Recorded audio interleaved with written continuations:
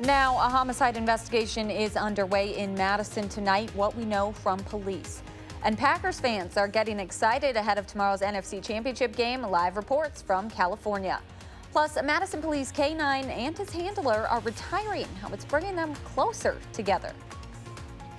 From the Channel3000.com Alert Center, this is News 3 Now at 10. Thanks for joining News 3 Now at 10. I'm Amanda Quintana. Madison police are investigating a homicide that happened in a West Side apartment complex this afternoon. Our Gabriela Becerra has been following this story all day. Gabby, what can you tell us? Amanda, this is a live look from our News 3 Skycam of the intersection of Raymond Road and McKenna Boulevard. Over the past hour, the scene has become less active. We have reached out to officials who have not shared any new information. Police say that the preliminary investigation indicates that this was a targeted incident. The victim suffered gunshot wounds, but the official cause of death has not yet been released. Neighbors say they didn't hear anything, and a man who lives in the building next door says this last year the neighborhood, and especially Raymond Road, has become worse. And there was cops all up and down this. There was a fire truck and an ambulance. And next thing I know, there's cops everywhere, and they're blocking everything off and checking people coming in and out. It happened in the next building over, and I don't know many of them. You know, you really don't associate with the people from the other buildings. The victim has not yet been identified, but is believed to be an adult male by officials. And officials say that they are letting residents back into the building with a police escort. We will continue to follow this incident and update you as we learn more. Gabby, thank you.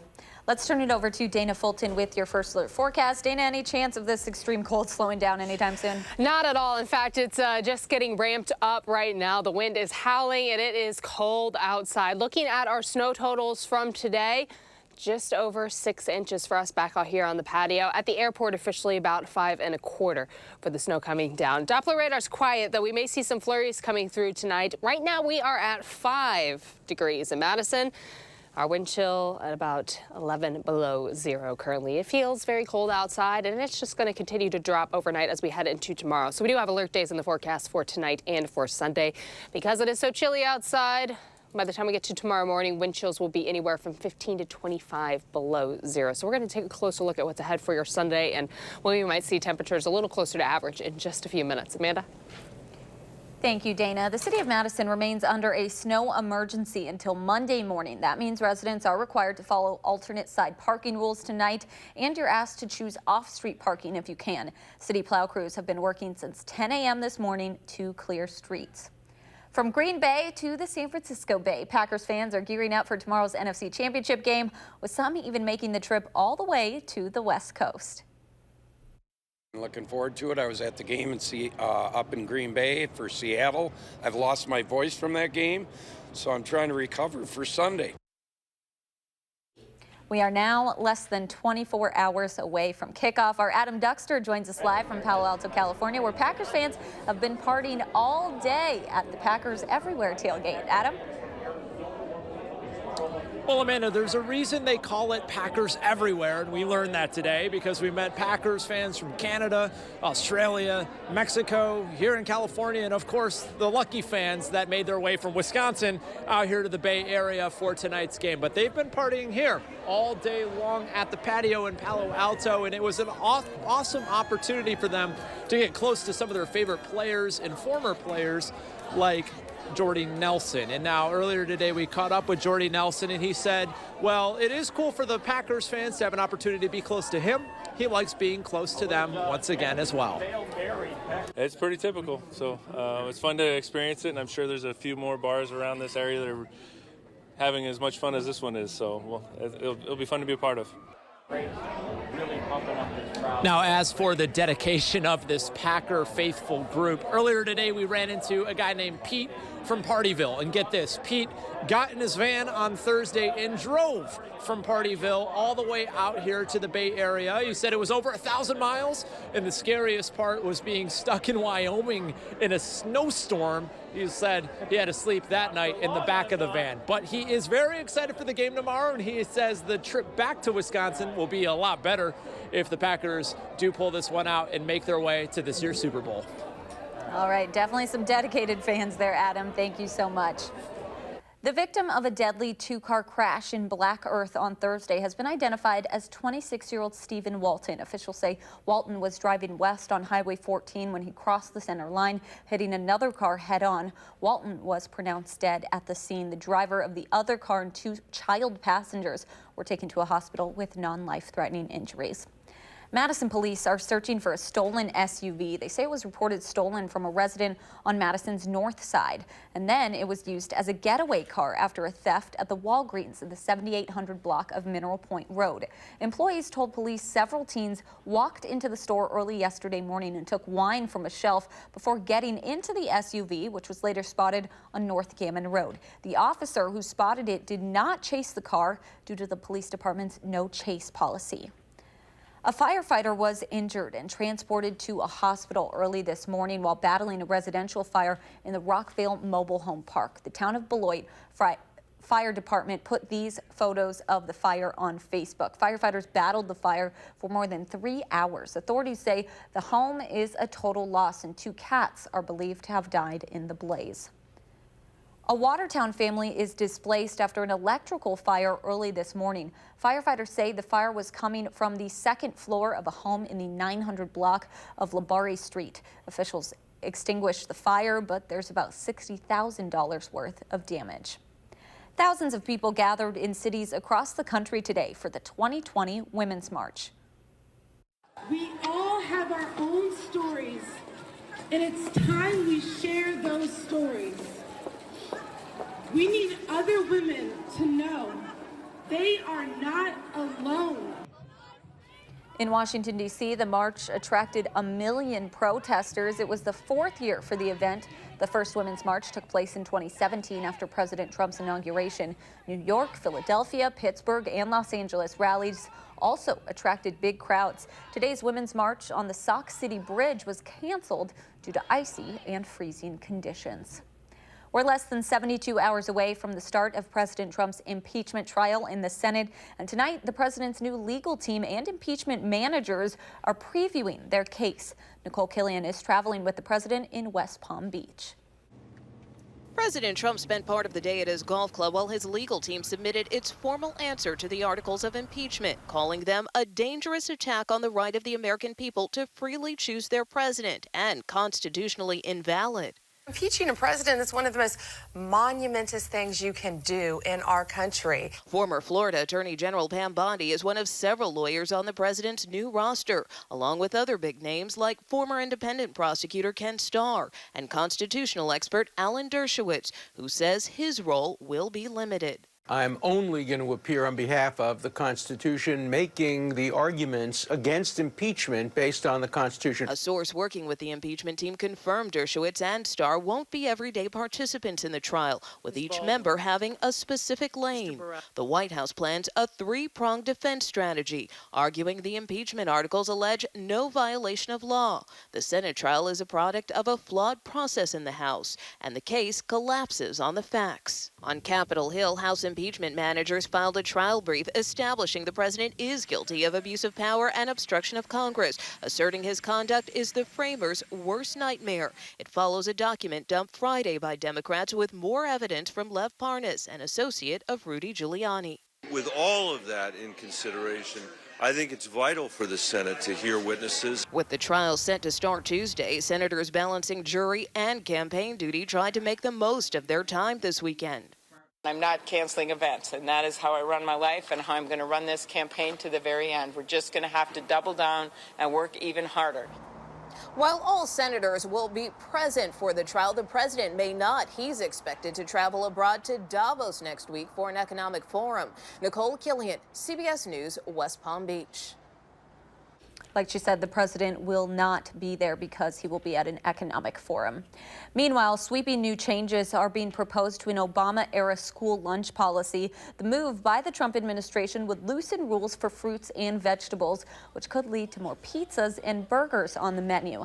The proposed changes will affect meals served to 30 million school-aged children in 99,000 schools across the country. Agriculture Secretary Sonny Perdue says the changes need to be made because kids are wasting food. In 2017, former First Lady Michelle Obama, who championed children's nutrition as one of her causes, sounded off on similar changes. And this is where you really have to look at motives. You know, I mean, you have to stop and think, why don't you want our kids to have good food at school? What is wrong with you? The Agriculture Department plans to have an open comment period this month. The black boxes from the Ukrainian passenger jet shot down by Iran are headed to Ukraine. The head of Iran's Accident Investigation Board says the country will seek expert analysis from France, Canada, and the U.S. Iranians will reportedly try to extract flight data recordings from the black boxes. 176 people were killed when the plane was shot down by the Iranian government earlier this month. Prince Harry and Meghan Markle are no longer working members of the royal family. According to the Buckingham Palace, the couple will no longer formally represent the Queen, nor will they use their official titles. Earlier this month, the Duke and Duchess of Sussex announced plans to step back from their royal duties. They plan to work to become financially independent and split their time between the UK and Canada. I do think they need to do what's right for them, and I think good on them. You know, they've got a young family now and your perspective does change, so I think they're doing the right thing if that's what's right for them. Yeah. In a statement, the Queen said she is pleased that they have found a, quote, constructive and supportive way forward.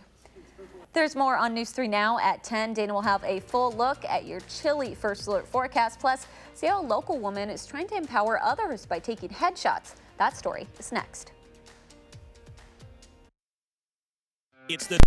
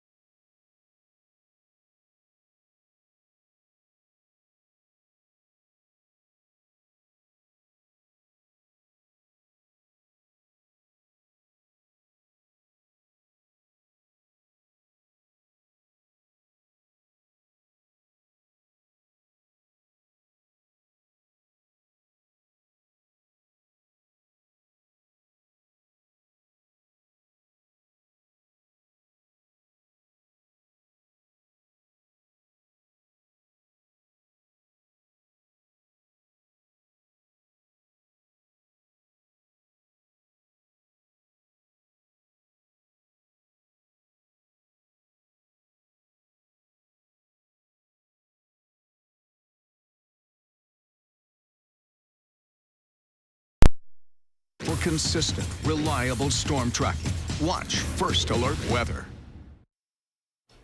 After 10 years on the force, or 70 in dog years, Madison Police K9 Slim is trading in his badge for life in retirement. Both K9 Slim and his handler, Officer Karen Corcoran, are retiring from the K-9 unit. Making it official at a ceremony today, Slim's success in tracking will be remembered most. In July 2012, he conducted a 4-mile track that helped locate a homicide suspect. Tonight, Slim is going home with Officer Corcoran, the two of them ready to enjoy retirement together. Still has some good quality of life left in him, and we basically get to ride off into the sunset. Mostly just enjoy the new phase of Slim and I's life together, that he's now mine for the first time versus always being with the department's property. Corcoran was able to buy him from the department for just $1. A local photographer is empowering women by offering free headshots. Katie Longley of Eloise and Peace hosted the event today for the 3rd time after receiving requests for more sessions. Participants not only get their picture taken, but they're also styled with clothes and jewelry, giving them an extra boost of confidence. Everything featured at the event, including the food, was donated from women-owned businesses. Coming and having a headshot done can be nerve-wracking because you don't know how, you want to look natural, feel comfortable. It's just really important that we create a space in a community where we see other women doing big things and small things and reaching out to connect, because we can do so much more when we kind of build ourselves together and create a much more fun experience. Longley hopes to expand the event in the future by collaborating with more women-owned businesses, offering hair and makeup, and even moving to a bigger studio. Winter weather conditions aren't just messy here in Madison. Tens of millions of Americans are impacted by winter weather tonight, from the Midwest to the northeastern U.S. High wind gusts and blowing snow have wreaked havoc in parts of the Dakotas, Minnesota, and Iowa. Sunday could bring headaches to travelers in New York and Boston. Delayed flights and dangerous icy roads are possible in the Northeast. But if you are around Madison, you may have noticed bike paths were cleared of snow today for the first time on a weekend. New this year, crews are clearing paths on weekends and holidays during big snow events. City officials are also working to build an online map that bikers and runners can use to check conditions before heading out the door. Let's get a look at your first alert weather with Dana Fulton. There are always those bikers out there, but it will be very cold for them. It is going to be very cold outside tomorrow. Yes, if you do have any plans outside, if you're trying to be one of those bikers biking around when it's really cold, make sure you layer on up. We're approaching dangerously cold wind chills for us. So a wind chill advisory is in effect for most of southern Wisconsin into tomorrow morning. The concern, of course, if you're outside for too long, if your furry friends are outside for too long, it's going to be dangerous outside. You want to make sure you layer on up, keep everything bundled up if you can. The second cold front clipping on through, sending us a breeze in from the northwest. That's going to continue overnight and pick up quite a bit. Our wind gusts are going to be over 30 miles an hour to start off Sunday. While we're expecting quiet weather for Sunday and Monday, it's just going to be very, very cold outside. Again, this is the first time that we've had temperatures really drop below zero and our wind chills fall well below zero. So we want to make just a reminder for everyone to make sure they stay layered on up. From the northwest with that breeze, overnight we're going to stay mostly cloudy. We may see a few flurries. It's not going to add any more accumulation on, but we might just see a few snowflakes swirling around for early on Sunday. Otherwise, a mostly cloudy sky for your Sunday. Good day to stay inside. For Monday, we start off with a few clouds. Our breeze calming down a little bit heading into the start of the work week. And in the afternoon, we'll have partly sunny skies. The sunshine a little deceiving, though, as it's still going to be a little cold outside even for Monday afternoon. Thankfully, not quite as cold, though, as Sunday. Futuretrack wind gusts looking ahead to Sunday morning. Overnight, these wind gusts are going to stay in the upper 20s, close to 30 miles per hour. Around 7, 8 o'clock, we're still in the 20s. So you're going to hear that howling wind all night long. And for the start of the day tomorrow, high-profile vehicles, if you've left anything outside, it's getting blown around quite a bit. But in the afternoon, our wind speeds back off just a little bit. Wind gusts down into the teens. It's not going to be quite as windy outside. So keep that in mind for your Sunday in the morning. Layer up even in the afternoon, though. It won't be as windy. It's still going to be cold. Wind chills early in the morning are going to be in the teens, if not lower. We're expecting that 15 to 25 below zero range early in the day. So very, very cold start to the day. Those wind chills are going to stay low even as we travel into the afternoon. So tomorrow, plan on high temperatures in the low teens. It's going to be windy and cold.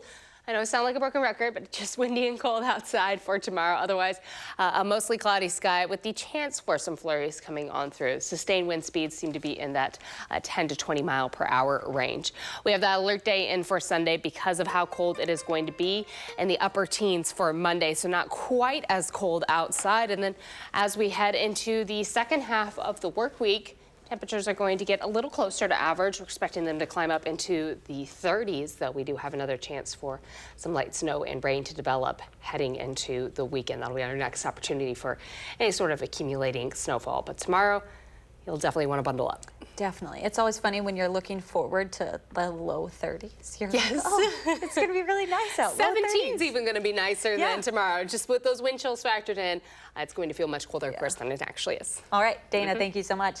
Coming up next, Melissa Kim goes old school with a couple of Packers legends in San Francisco. Stick around. Sports after the break. News 3.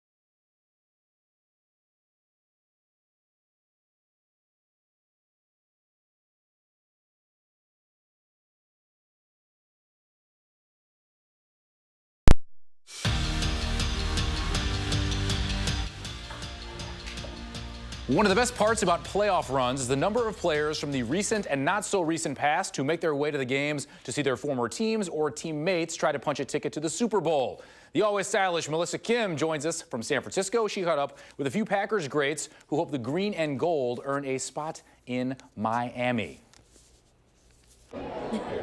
Yeah, Kevin, you know, Jordy Nelson was among the Packers' greats here tonight, along with Hall of Famers James Lofton and Lynn Dickey. But Jordy's the one that has the most recent playoff experience. He played in the 2017 NFC Championship game when the Packers lost to the Falcons in Atlanta. So what's his advice for some of these younger guys who haven't had any playoff experience?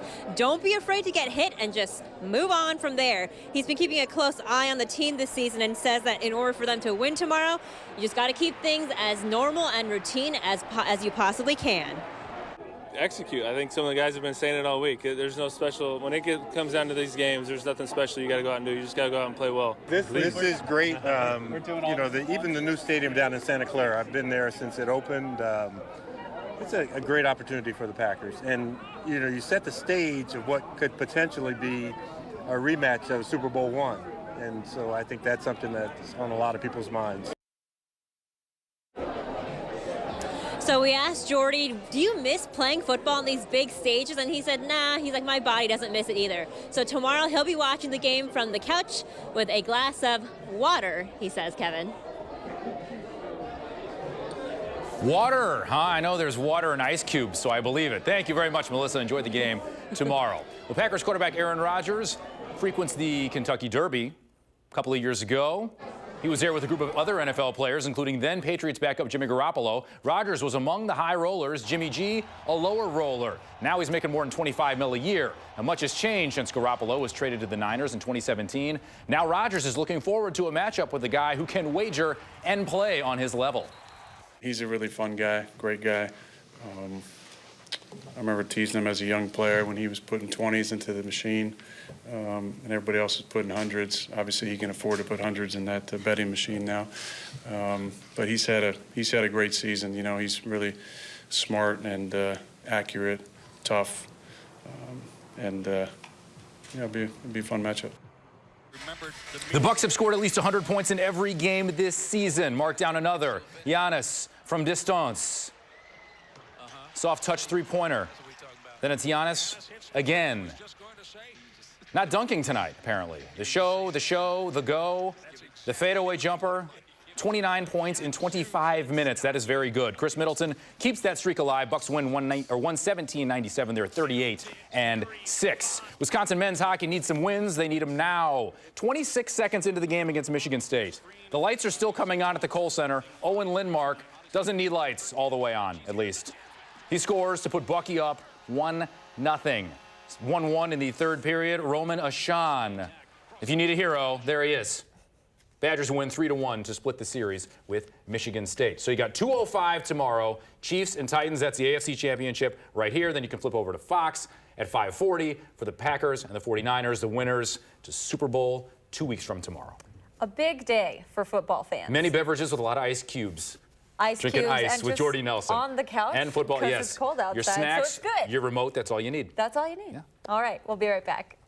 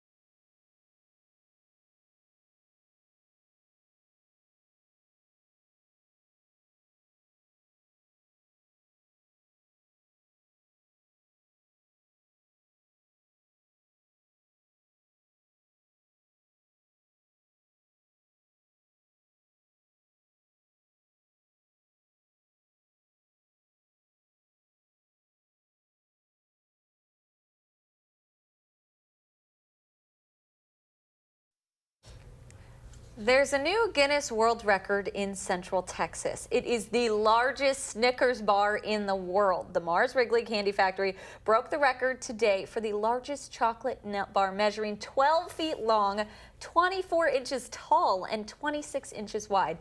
Okay, here's what's crazy. It weighs nearly 4,800 pounds. The bar will be making a starring debut in the Snickers Super Bowl commercial on February 2nd. That is pretty big. So you cut that with one of those sawless lager saws, or you're going to like divide it into sheets. Yeah. Eat it with a fork. A lot of people could enjoy that. Yeah. Share a Snickers. 2 tons, 2.5 tons almost. Yeah. Share it. Fulton wouldn't share that with anybody. I wouldn't. That's a lot of nougat, and I want it all. I want all of it. So, okay, it's cold right now, and it's going to stay cold tonight. We have wind chill advisories in effect for tonight into Sunday morning until noon on Sunday. So, an alert day for tomorrow. Wind chills will be anywhere from 15 to 25 below zero. It's going to stay a little cold for Monday and Tuesday, and our next chance for some light snow will develop late Wednesday night. Stay inside tomorrow. Watch the Packers. Stay inside. Yes. Thanks for joining us. Have a good night.